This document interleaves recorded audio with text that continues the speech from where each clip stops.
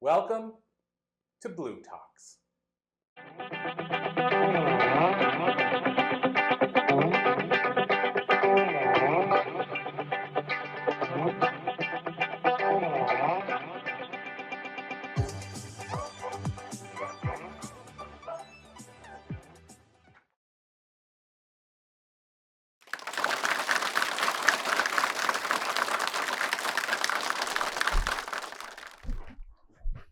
Hello, everybody. That was quite an introduction. Thank you so much. And I want to start off by saying just how honored I am to be here today, speaking to all of you here at the beautiful Oxford University campus. It's just such an honor and a privilege to be here.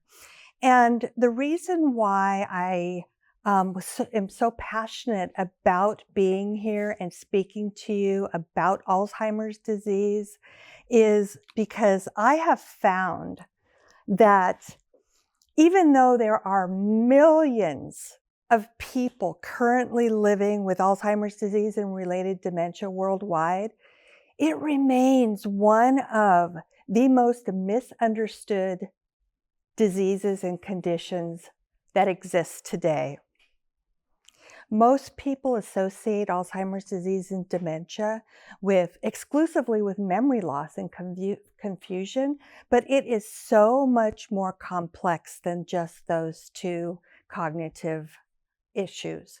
So I am here today to give you a walk through their eyes and look through the window into living with dementia from the perspective of people who actually do live with it.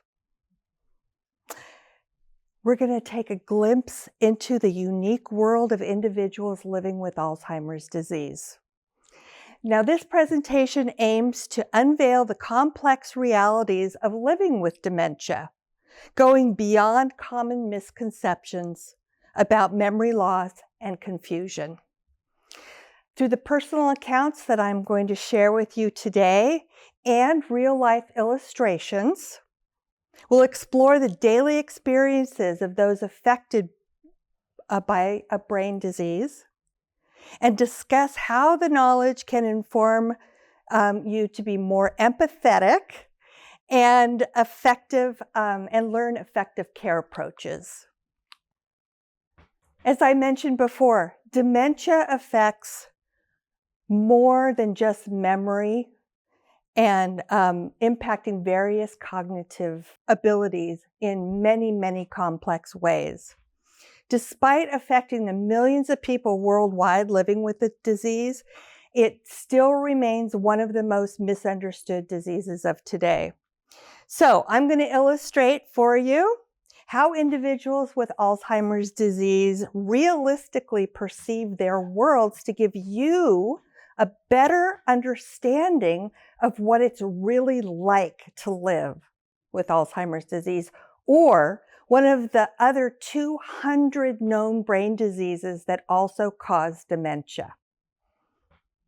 By understanding their perspective, we can develop greater empathy and improve our care approaches. Did you know, here we are in the UK, did you know that Alzheimer's disease is the leading cause of death for people in the UK? That's also true for Wales, the Netherlands, and Finland. I'm from the United States. It's the sixth leading cause of death in the United States. So it's a more extreme situation here in the UK. So let me start with my very first experience with Alzheimer's disease. So it would take me almost 5 minutes to drive to my grandmother's house on Cedar Lane. I grew up with my grandma. She always lived really close to us. And when I turned 16 and got my driver's license, I wanted to go over to her house and show off that I could drive over there myself. So I went for just a regular routine visit, a catch-up we would call it. And she invited me into her home. And we sat down in her living room to have a nice conversation. And the first thing out of her mouth was to tell me about these birds that were living in her mattress. They would come out at night and peck at her face. Then she would tell me about the rats while she was pointing along the walls that were running all over her house and invading her house.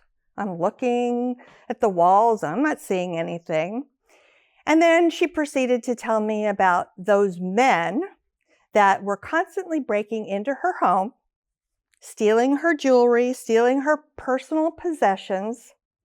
And she was convinced that they were there to eventually harm her. And I am sitting there, seriously, with my jaw to the floor. I mean, I've known my grandmother all my life. I had never, ever heard such preposterous stories. I adored my grandma, and I really wanted to believe her. But what she was saying was so far-fetched, it just absolutely couldn't be true. I even went to the extent of leading her into her bedroom and asked her to show me where these birds were getting in and out of her mattress. So I threw the covers off the mattress. I looked, I pushed it up, I looked underneath, could not see any place where birds could be coming in and out of her mattress. So I said to her, "Grandma,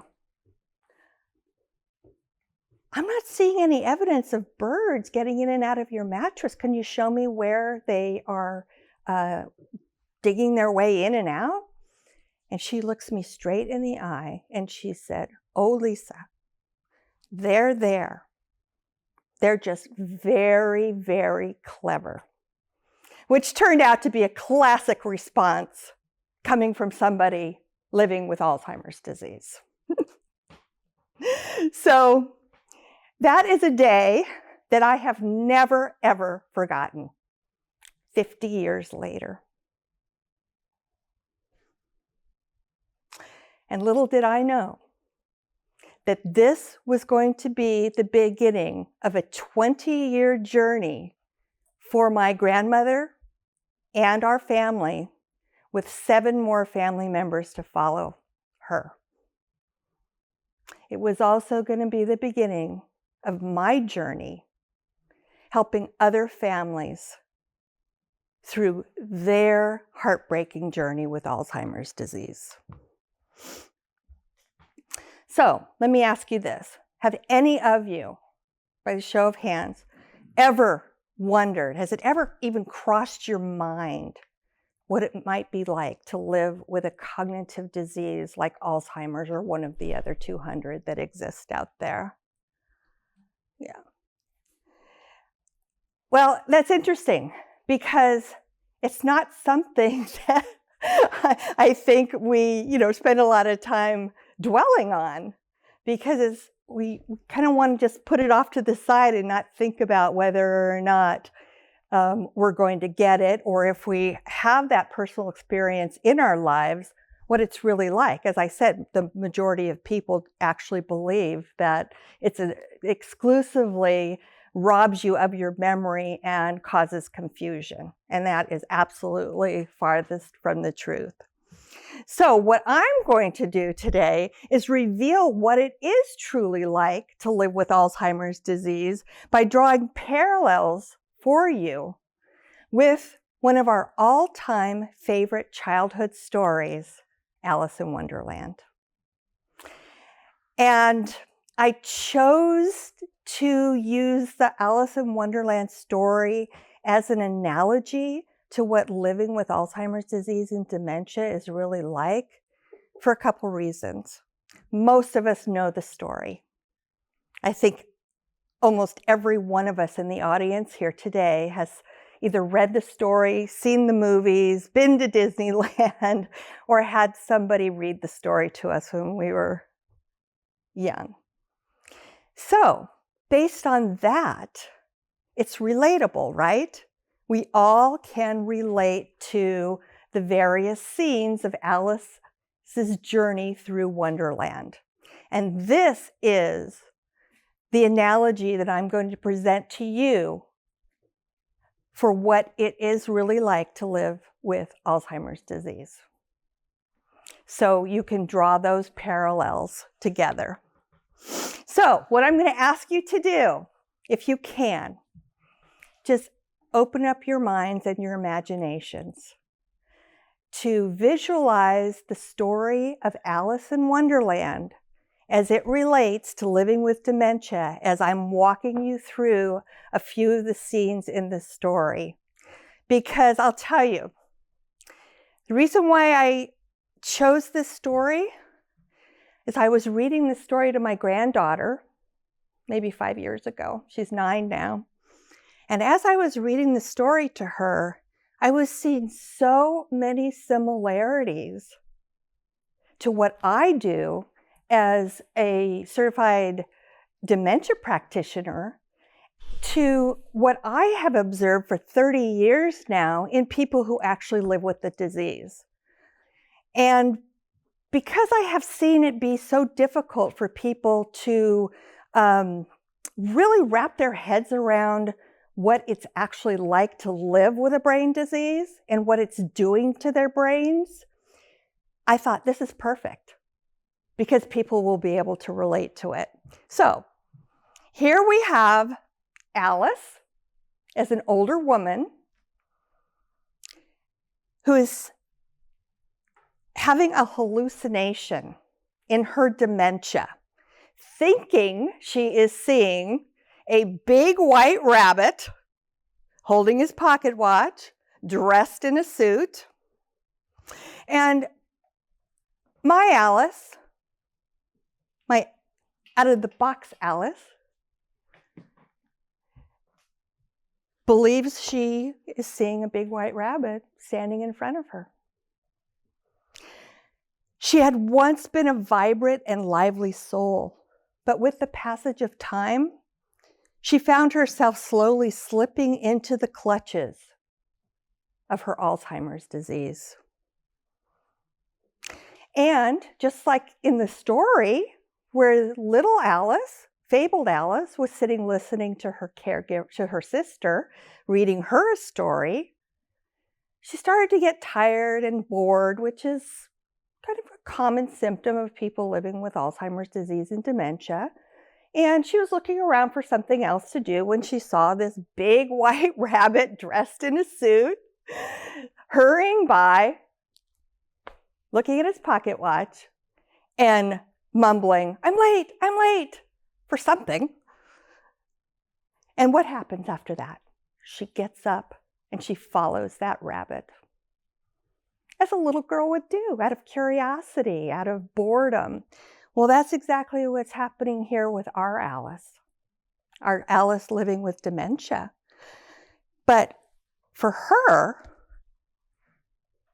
she's hallucinating, just like my grandmother was with seeing the rats and the birds, which is very, very common symptoms and behaviors that we see every single day with Alzheimer's disease.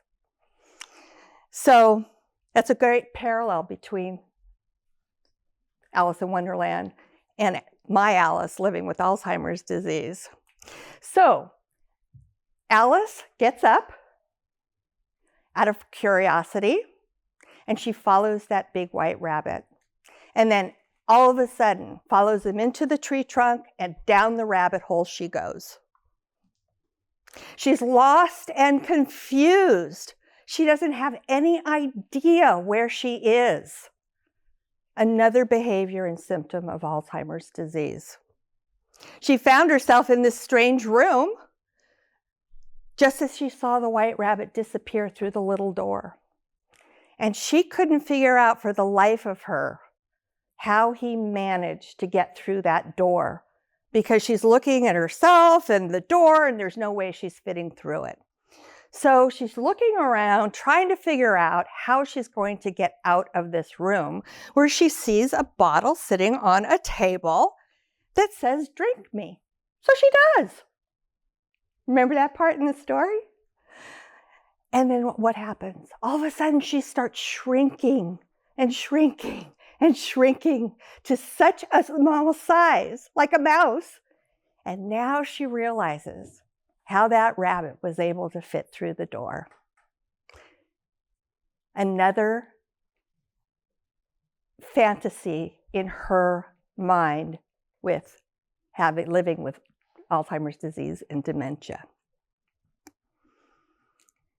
Now, she went through the little door to follow the rabbit because she really believed that it was going to be the absolute only way that she was going to be able to find her way back home.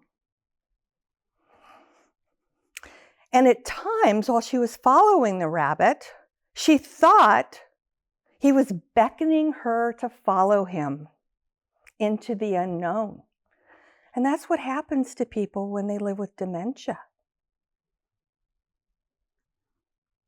To her, his presence served as a reminder of the trail that often served as a reminder of her journey through her dementia.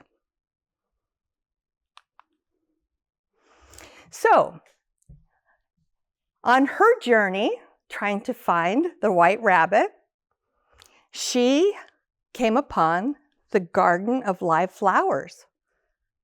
And as soon as she entered the garden, the flowers started freaking out and screaming, "She's a weed! She's a weed! She's here to destroy us!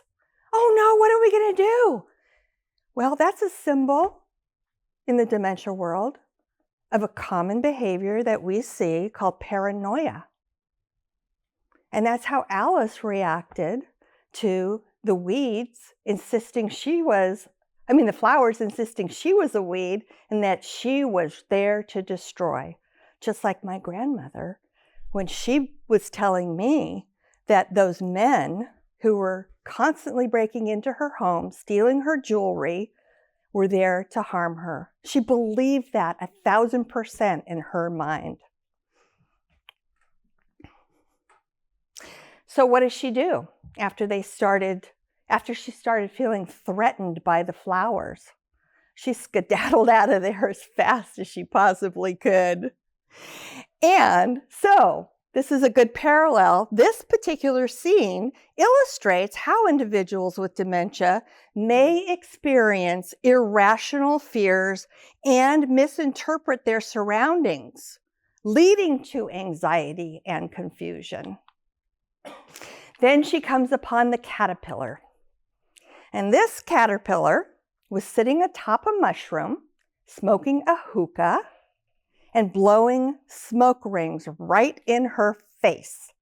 And these smoke rings were forming words that she absolutely could not understand. And just like in her dementia, sometimes her memories would also seem to float, like the smoke rings and the words, only to vanish into thin air. Now, which way should she go? She asked herself. She had no idea. She's just getting more and more confused. So she decides to continue on the path and see where it leads her, still trying to find the white rabbit. Well, then she comes upon the elusive Cheshire Cat. He had a very mysterious appearance, and she hears this voice, and it says, "He went that way." And she's looking around, trying to figure out where this voice is coming from, and she looks up, and she sees this really unusual looking creature, nothing that she's ever seen before, sitting in a tree with a grin on its face from ear to ear. And the Cheshire Cat says, "He went that way," meaning the white rabbit. So she decided to follow his direction. Then, out of nowhere, he just disappeared, symbolizing the elusive nature of her own thoughts and recollections. Well, here she comes upon the infamous Mad Tea Party, where the March Hare and the Mad Hatter are there celebrating their unbirthdays. And they said, "Oh, Alice, come and join us." So she does.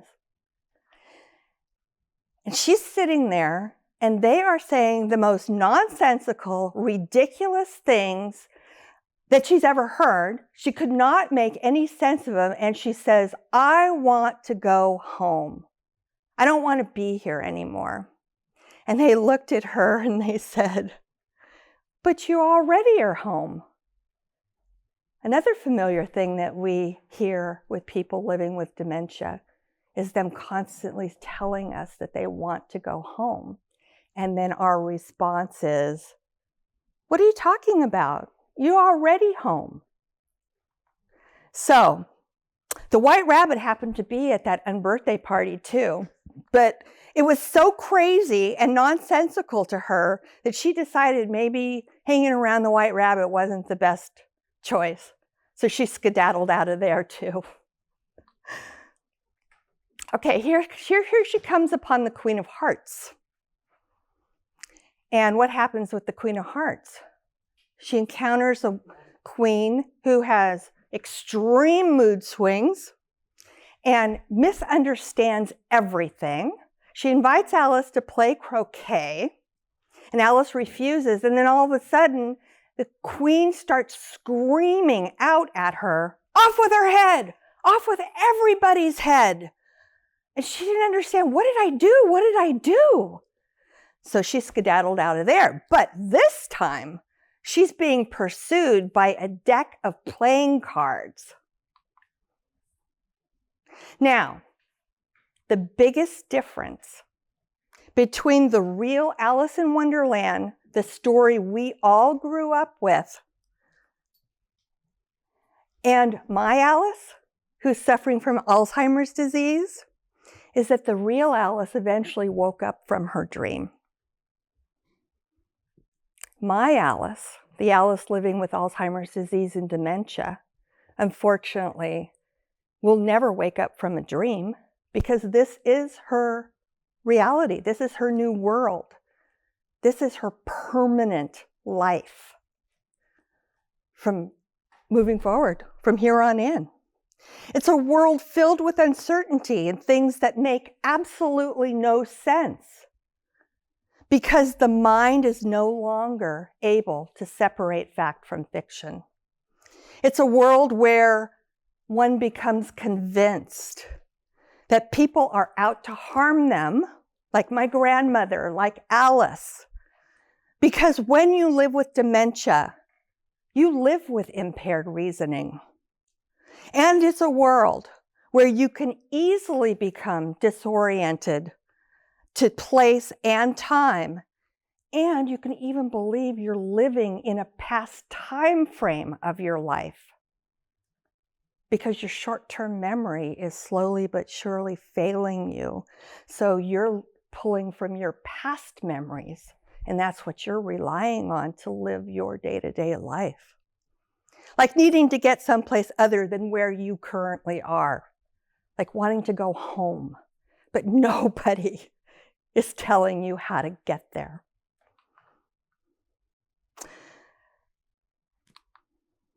So, as our understanding of dementia and Alzheimer's disease continues to evolve, so will the strategies and practices used to support families and caregivers. The continued emphasis on person-centered care and the recognition of the emotional and psychological needs of everyone involved will remain central to the evolution of dementia care. By understanding the unique world of individuals living with dementia, we can now cultivate a greater empathy and develop more effective care approaches. And continued research and education will be crucial in improving the lives of those affected by a brain disease like Alzheimer's. And that concludes my presentation for today. I'm Lisa Skinner, by the way, and I appreciate you being here today and listening to my story, Alice in Wonderland with Dementia.